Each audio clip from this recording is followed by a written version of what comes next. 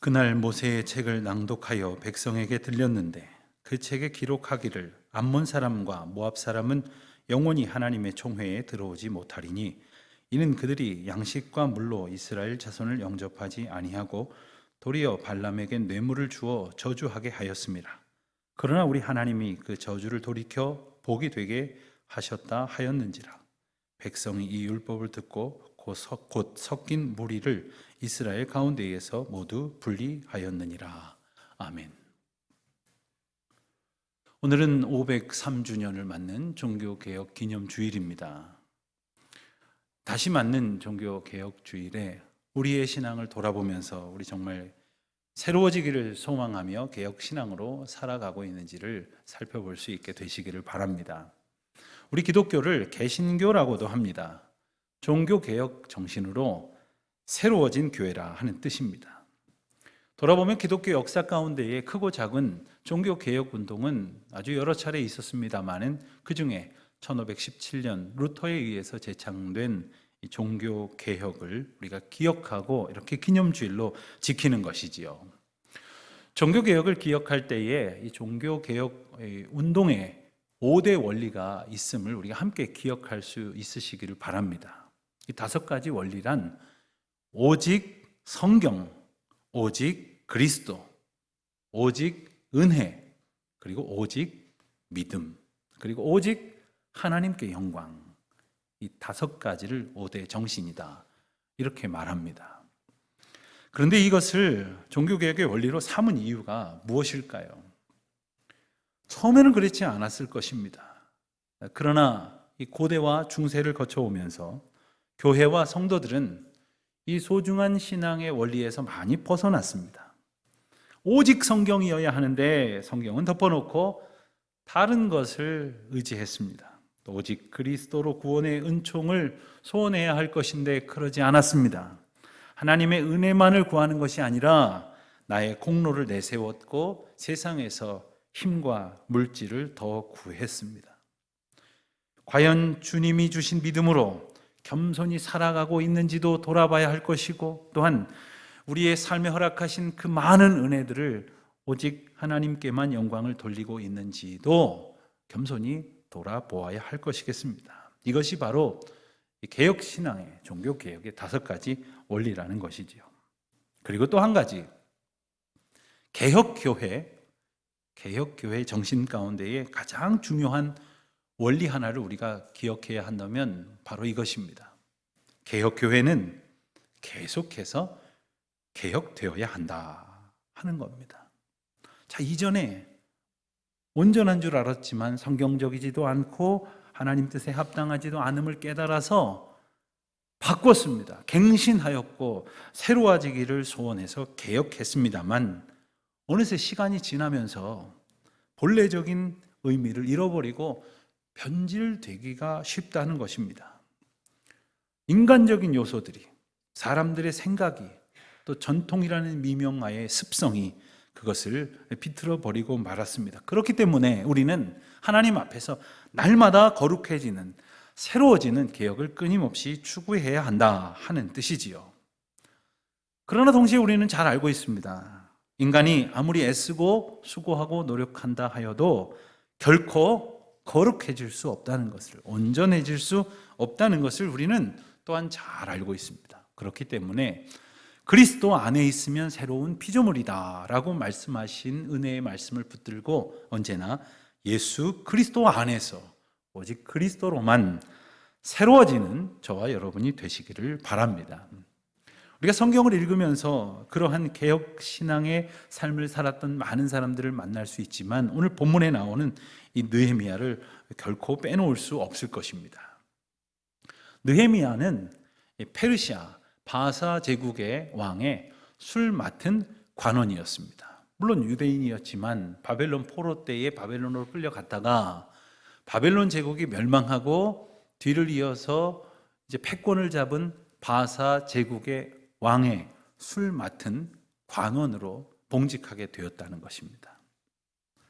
그가 하는 일은 왕이 먹는 술에 독이 들어있는지를 살피는 것을 비롯하여 왕의 최측근으로서 그의 신변을 보위하는 그런 아주 중요한 역할이었습니다.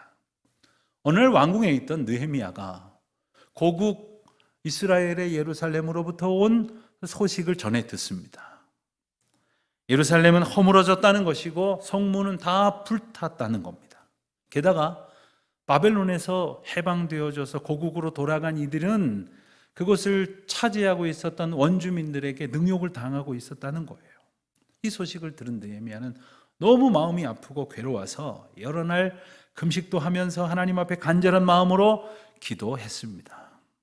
그러던 여러 달이 지나던 어느 날 왕은 수심이 가득해 보이는 느헤미야에게 사정을 물었습니다. 그리고 느헤미야는 왕에게 고향 땅 예루살렘의 사정에 대해서 아뢰었습니다.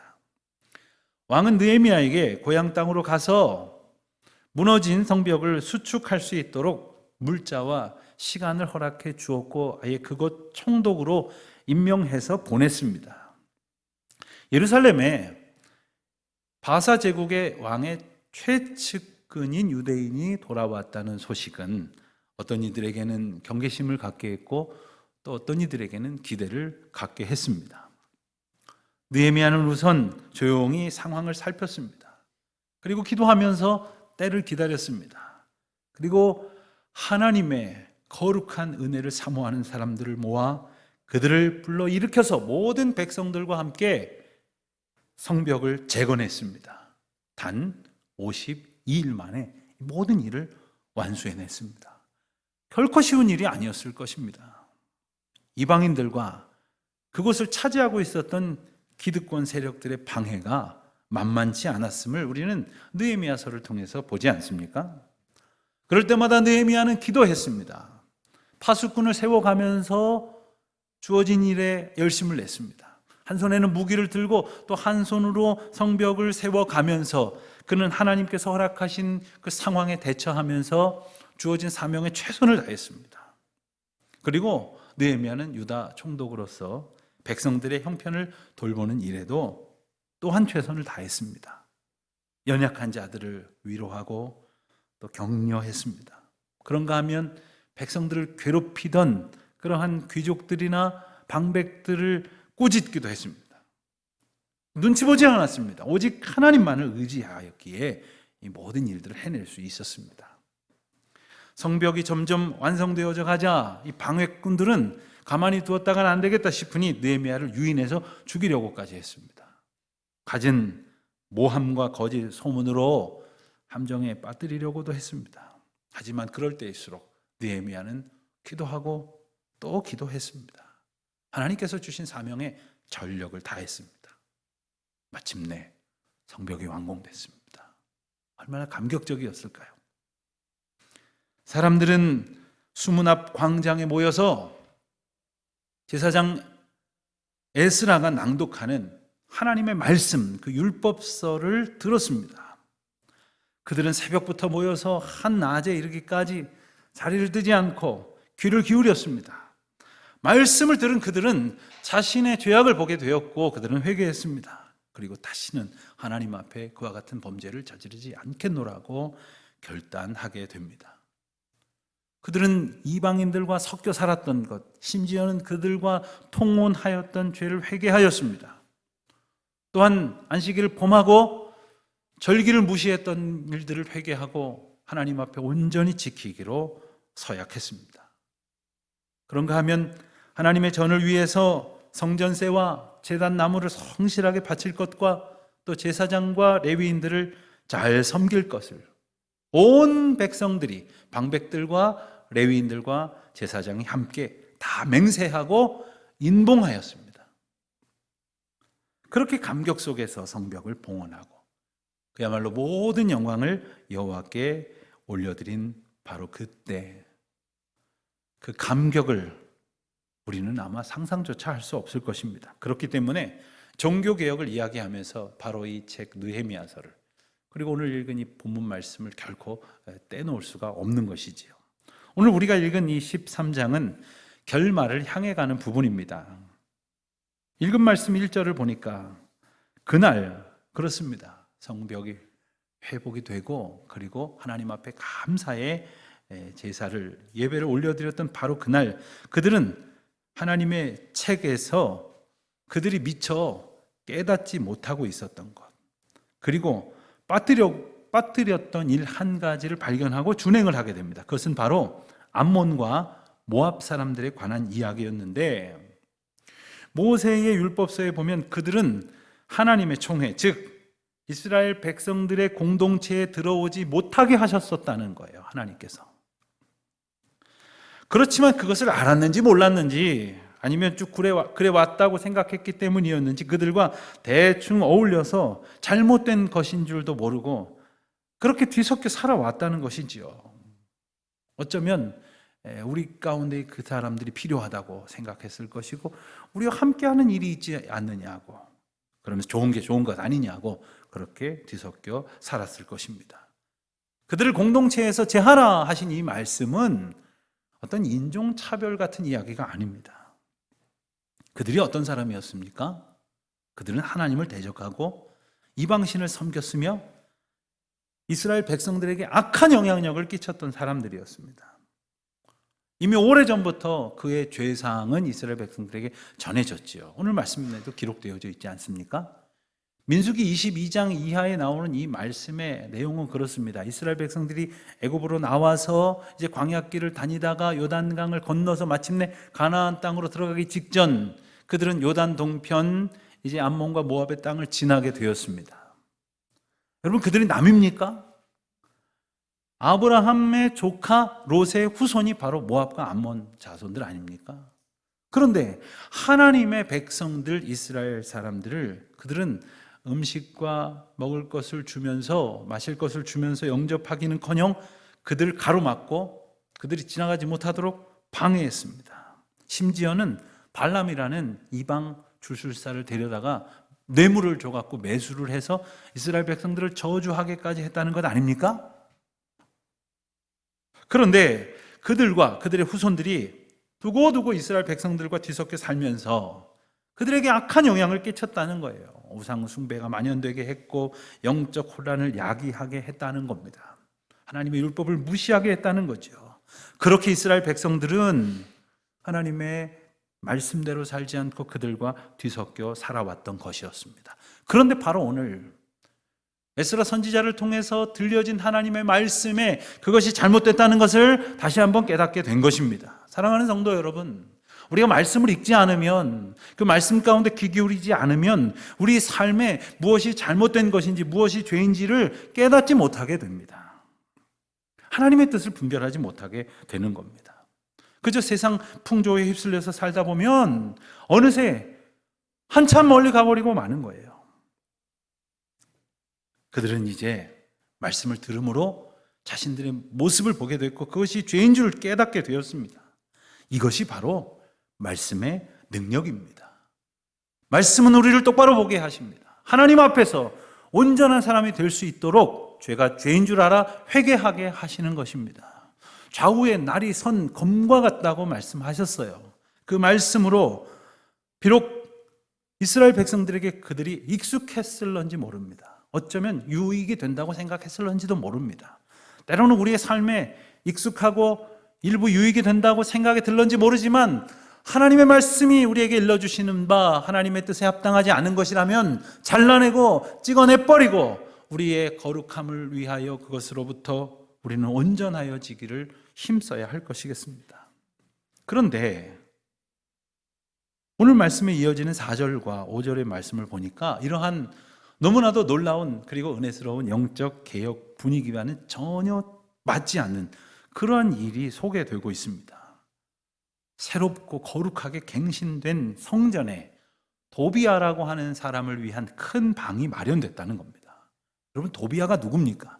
지난 주간 이제 느헤미야를 읽어오신 분들은 아마 그가 얼마나 이스라엘 백성들과 느헤미야에게 방해를 하면서 성벽이 재건되기를 조직적이고 강력하게 회방을 했는지를 기억하실 겁니다. 아마도 그는 상당한 부를 가졌던 것 같아요. 영향력도 많이 있었던 것 같고 악한 세력들과 결탁하여 연대했었던 모양입니다. 그런데 그렇게 여호와의 성벽 쌓는 것을 방해하고 느헤미야를 회방했던 그가 어떻게 성전에 큰 방을 차지할 수 있었을까요? 여러분 생각을 한번 해보세요. 교회에 한 구석에 방을 만들어 놓고 이단 집단 우두머리가 와서 그걸 사무실로 쓰도록 했다고 한다면 여러분 어떻게 생각이 드시겠습니까?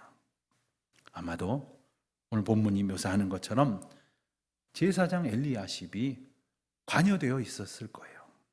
무슨 공모를 했든지 아니면 사돈지간으로 혼맥이 맺어졌든지 무슨 동업을 했든지 그렇게 내통했을 것이 틀림없습니다. 게다가 이 도비야가 차지했던 방은 어떤 방이었느냐 하면 5절을 보니까 그 방은 원래 소재물과 유향과 그릇과 또 레위 사람들과 노래하는 자들과 문지기들에게 11조로 주는 곡물과 새 포도주와 기름과 또 제사장들에게 주는 거제물을 두는 곳이라. 그러니까 예배 드리는데 필요한 물건을 두는 곳이고, 그리고 예배를 드릴 때 하나님 앞에 바쳐졌던 예물을 보관해 두는 것이고, 그것을 가지고 성전을 섬기는 사람들의 생활을 돕던 바로 그 소중한 공간이었다는 것이죠.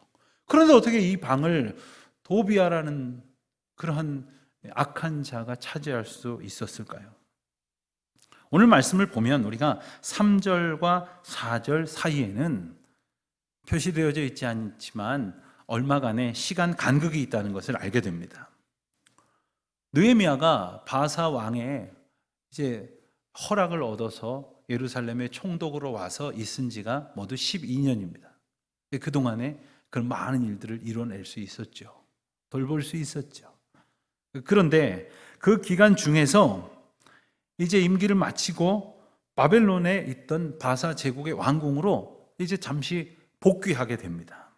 그리고 아마 왕에게 허락을 얻고 다시 예루살렘으로 오게 되었던 것 같습니다. 그 기간이 정확히 얼마였는지 성경에서는 적시하지 않지만 그가 돌아왔을 때 그는 정말 심각하고 단호하게 조치하지 않으면 안 될 몇 가지 문제와 직면하게 되었다는 거예요. 첫 번째 문제가 좀 전에 말씀드렸던 성전 안에 도비야가 개인 공간을 두고 있었다고 하는 그 사건이었습니다.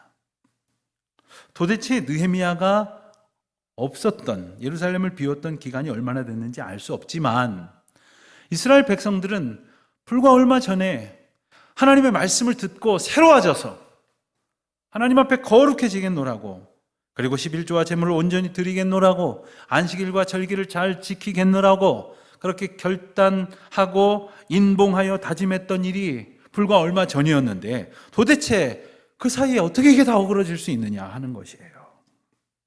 게다가 하나님을 대적했던 도비야에게 하나님의 성전 공간을 내어주었다고 하는 것은 하나님 앞에 드려야 할 예배의 정성을 내버렸다는 말 아닙니까? 우리가 하나님 앞에 온전히 서고 또 그리스도로 우리가 새로워지기 위해서는 내 안에 혹시라도 있을지 모르는 모든 영적 방해물과 회방의 이유들을 다 내몰아야 하는 것이에요. 불신앙적이고 거짓되고 악한 것들을 결코 거룩한 성전 되게 하신 우리 자신의 삶에 있게 해서는 안 되는 것입니다. 하나님의 백성의 공동체 안에 그런 것들이 남아있어서는 안 되는 것입니다. 도비야를 성전에 두었다는 것은 하나님 앞에 드려야 될 아름다운 것들을 두지 않았다는 겁니다. 만약 우리의 삶 속에, 우리 공동체 가운데에 도비야와 같은 요소가 또아리를 들고 있다면 성령의 거룩한 역사를 어떻게 우리가 의지할 수 있겠습니까? 그러므로 우리 안에, 내 안에, 교회 안에 하나님의 백성들의 공동체 가운데에 도비야를 찾아 몰아낼 수 있는 그러한 역사가 있어야 할 것이겠습니다. 느헤미야는 어떻게 했습니까? 도비야의 세간을 번쩍 들어다가 밖으로 던졌다고 했어요. 보통 용기가 아니었을 겁니다. 분명히 도비야는 상당한 세력들의 비호를 받고 있었을 것이었습니다. 어떻게 그런 용기를 낼 수 있었을까요? 오직 하나님만 바라보고 성령으로 충만하지 않으면 불가능한 일입니다. 하나님의 백성이 가지는 능력은 바로 이런 것이어야 합니다. 거룩하지 못한 것들과 결별하는 그러한 용기, 그리고 거룩하여지도록 구별되어지는 능력, 악하고 더러운 것들을 단호히 끊어내고 내던지는 그러한 결단, 그것이 하나님의 백성이 가져야 할 능력인 것입니다. 도비아를 몰아내는 것, 바로 그것이 영적 개혁이고 신실한 갱신이 되는 것입니다. 어쩌면 느헤미야가 없는 사이에 그들은 하나님 앞에 이 순전한 태도를 다 잃어버렸어요. 그 옛날 이스라엘 백성들이 모세가 십계명 받으러 시내산에 올라갔던 동안에 금송아지 만들어서 춤추고 노래하고 난리가 났던 것처럼 그들은 영적 방향을 잃어버리고 타락하고 말았습니다. 더러운 것들과 마구 뒤섞이고 말았던 거예요. 제사장이라는 엘리야십은 더 이상 하나님을 겸손하게 바라보지 않았습니다. 방백들도 백성들도 하나님을 순전하게 의지하지 않았습니다. 이전에 그들이 듣고 감격했던 그 율법을 더 이상 사모하지 않았습니다. 그들에게 어떤 결과가 있었겠습니까? 사랑하는 성도 여러분, 우리가 오직 주님만을 바라보고 말씀만 더욱 의지하고 성령님만 더욱 사모하며 하나님의 백성들과 함께 믿음의 길을 온전히 걸어갈 수 있기를 간절히 바랍니다. 도비아가 성전의 방 한 칸을 차지하고 있었다는 사실의 진상을 파악하기 위해 살펴보는 느헤미야는 또 다른 놀라운 사실 한 가지를 확인하게 됩니다. 그것은 성전에 마땅히 있어야 할 레위인이 사라졌다는 얘기예요. 10절에 나와 있는 대로 봉헌물이 있어야 할 방을 도비아가 차지했습니다. 그리고 그 방에 들여져 보관되어 있어야 할 예물은 없어졌고, 그래서 사람들이 성전에 더 이상 봉헌을 하지 않게 되었어요. 레위 사람들에게 줄 것이 없었다는 말이에요. 그러니 레위 사람들이 자기 밭으로 도망갔다고 성경은 전하고 있지 않습니까? 그런데 여기서 생각해 볼 게 한 가지 있습니다. 하나님께서는 이스라엘 공동체가 하나님을 잘 섬길 수 있도록 레위인들을 특별히 구별하셨어요. 그래서 그들로 하여금 성전과 성전에서 드려지는 예배와 제사를 온전히 섬기도록 하나님께 드려지는 것만 의지해서 먹고 살도록 하셨어요. 그래서 다른 지파, 다른 족속들에게는 다 땅을 나누어주고 그리고 가족마다 부족마다 다 살게 하셨지만 레위인들은 땅도 없었고 밭도 없었어요. 오직 하나님 앞에 드려진 것으로만 살아야 한다는 것이죠. 그런데 그 하나님 앞에 드려진 것이 없다고 그들은 자기 밭으로 도망갔다는 거예요. 자기 밭을 가질 수 없는 사람들이 자기 밭으로 도망갔다는 얘기는 뭡니까? 레위인이고 뭐고 다 타락했다는 얘기죠. 하나님께 서약했던 유대 백성의 영적 개혁은 전적으로 타락해버리고 말았습니다. 가만히 보면 더 이상 성전에 하나님 앞에 봉헌을 드리지 않았다는 것은 백성들이 돈이 없어서가 아니에요. 갑자기 가난해졌기 때문이 아닙니다. 온 백성들이 다 하나님 앞에 겸손히 서지 못했고 그분을 바라보지 않았고 그 말씀을 온전히 의지하지 않았습니다. 하나님 앞에 드렸던 마음이 떠나가 버리고 만 거예요. 가만 보니까 헌금은 누가 하느냐? 하나님 앞에 마음을 드리는 사람이 헌금하더라고요. 부자가 하는 게 아닙니다. 은혜를 깨달은 자가 하는 거예요. 내가 하나님 앞에 있음을 감격하는 사람이 마음도 드리고 물질도 드리고 시간도 드리고 삶의 모든 중심을 드리는 겁니다. 그런데 은혜를 잃어버리고 성전은 텅 비어버리게 되니 그 자리를 도비아가 치고 들어와서 차지해버린 거예요. 느헤미야는 우선 백성들 가운데 지도자들을 불러 모았습니다. 그리고 11절에서 단호하게 말씀하시는 것처럼 단호하게 그들을 꾸짖었습니다. 하나님의 전이 어찌하여 버림바 되었느냐? 하나님의 전이 어찌하여 버림바 되었느냐? 그 말씀을 들은 그들은 다행히 다시 정신을 차리게 되었어요. 그리고 모든 것을 제자리에 세워두도록 애쓰기 시작을 했습니다. 직분도 온전히 감당하기 시작했습니다. 하나님 중심으로 모든 것을 새롭게 말 그대로 리셋하게 되었습니다. 시간도 물질도 삶의 에너지도 여러분의 인생의 모든 가치와 소원도 우선순위도 하나님 중심으로 리셋하는 우리 모두가 되시기를 바랍니다. 여러분, 우리는요, 우리의 삶이 내가 원하는 것들로 가득 차기를 바래요. 남들 부러워하는 것들로 그득하기를 바래요. 물질과 힘과 만족으로 충만하기를 바라지만 하나님의 말씀과 성령의 인도하심으로 충만하시기를 우리 주님의 이름으로 축원드립니다.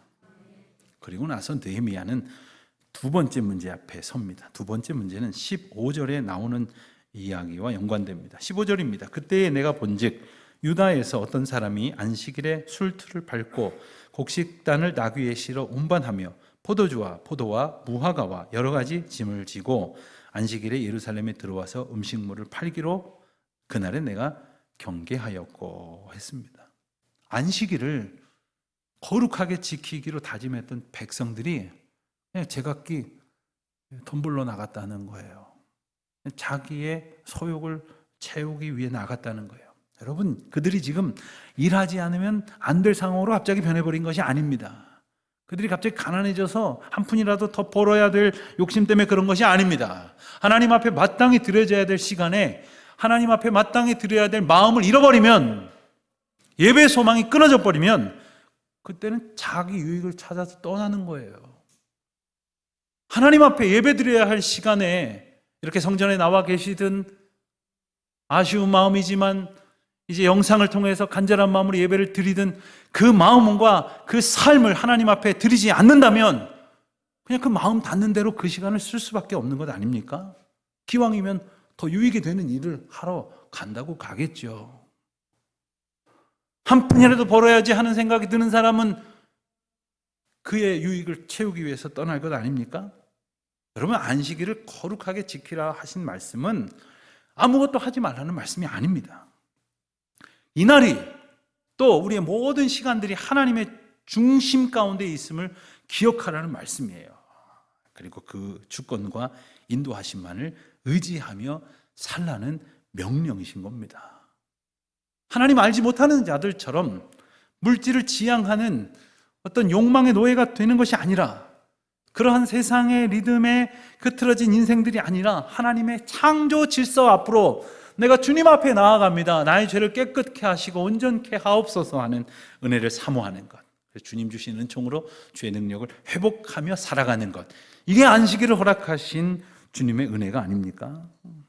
세상은 이런 거 다 저버리게 하면서까지 성공의 노예로 우리를 살게 만들어 가려고 합니다. 물질의 노예, 권력의 노예. 여러분, 우리가 이런 세상의 공격을 이길 수 있는 힘은 오직 하나님만 바라보고 말씀 가운데에 의지하는 것 아닙니까? 그리고 느헤미야는 세 번째로 이방인들과의 결혼 문제를 다시 이스라엘 백성들 앞에 꺼냅니다. 이스라엘 백성들이 그동안 이방 사람들하고 뒤섞여 사는 것, 그 가운데 특별히 이 혼인 관계를 맺는 것이 정말 오랜 세월 동안 큰 문제였거든요. 이 율법을 통해서 그러지 않아야 되겠다고 결단했음에도 불구하고 다시 그들은 또 이방 여인들과 혼맥을 쌓기 시작을 했습니다. 여러분, 이스라엘 백성들이 도대체 왜 이방 여인들하고 자꾸 결혼하고 이 혼맥을 쌓았을까요? 어떤 성경학자가 쓰신 글에 보니까 이스라엘 여인들보다 이방 여인들이 더 이쁘더래요. 정말 그런지는 모르겠습니다만 분명한 것은 이겁니다. 이스라엘 백성들이 아내로 취한 이방 여인들은 그저 평범한 여인들이 아니고 나름대로 그 이방 부족들 가운데에서 성공했다는 유력한 집안의 딸들이었어요. 그러니까 오직 하나님만 바라보고 하나님만 의지해야 될 이스라엘 백성의 지도자들이 이방 나라의 세력을 의지하기 시작했던 것이고, 하나님만 바라보는 것이 아니라 그들이 믿는 신도, 그 우상도 하나 더 가져다가 나의 또 하나의 뒷배로 삼고자 했다는 것이죠. 오직 하나님만 의지하라고 유일하신 하나님만을 찬양하게 하셨음에도 불구하고 그 하나님대로 복 주시고 또 하나 얼마든지 내 안에 많은 것들을 의지하려고 한다는 이 영적인 혼잡함, 이것을 깨뜨리라는 것이에요. 이것이 바로 신앙의 혼합주의입니다. 오늘 우리 안에는 그런 것은 없습니까? 하나님만 의지하지 않던 이스라엘 백성들은 더 이상 그 자녀들한테 하나님만을 가르치지 않았어요. 믿음의 대가 끊어지는 것은 이제 시간 문제일 것입니다. 그들은 하나님 앞에 온전한 시간을 드리는 것으로 안식일과 절기를 지키겠다고 다짐했고, 하나님 앞에 11조를 드리고 온전히 물질을 바침으로써 모든 물질이 하나님의 것이라는 온전한 신앙을 회복했습니다. 그리고 오직 하나님의 사람으로 살아가기로 결단했었지요. 그러나 불과 몇 년이 지나기도 전에 이러한 죄악을 다 반복할 만큼 우리 가운데는 인간의 완악함과 죄성이 아주 뿌리 깊게 고착되어져 있다는 거예요. 종교개혁주의를 맞는 오늘 우리는 다시 우리의 완악함을 보고 더 간절한 마음으로 주님을 사모할 수 있게 되기를 결단해 보시기를 바랍니다. 느헤미야서를 맞춰가면서 읽을 때 우리는 느헤미야의 마지막 기도를 또 보게 됩니다. 근데 느헤미야서는 보면 1장에도 느헤미야의 기도가 나와요. 그리고 느헤미야는 어떤 상황이 벌어질 때마다 기도하고요. 어려움을 만날 때마다 또 기도하고, 상황에서 선택해야 될 때마다 기도하고 또 기도하고. 그래서 느헤미야가 기도로 시작해서 기도로 마치는 책이라고 말하곤 하죠. 그러면 느헤미야가 개혁할 수 있었던 것은 이렇게 기도하면서 주신 하나님의 뜻 앞에 순종했기 때문에 가능한 것이에요. 새로워지기를 소원한다면, 온전하여지기를 소원한다면 주님 앞에 기도함으로써 주님 주시는 뜻을 붙들어 가시기를 주님의 이름으로 축원합니다. 말씀을 듣고 묵상하고 그 말씀 가운데서 하나님 허락하시는 그 뜻 가운데에서 우리는 하나님이 인도하시는 그 길을 발견하고 순종하여서 진정한 영적 개혁을 이루어가는 우리 모두가 되시기를 바랍니다. 다시 오직 말씀으로, 오직 기도로 하나님 앞에 서 나아가는 저와 여러분이 되시기를 주님의 이름으로 축원드립니다.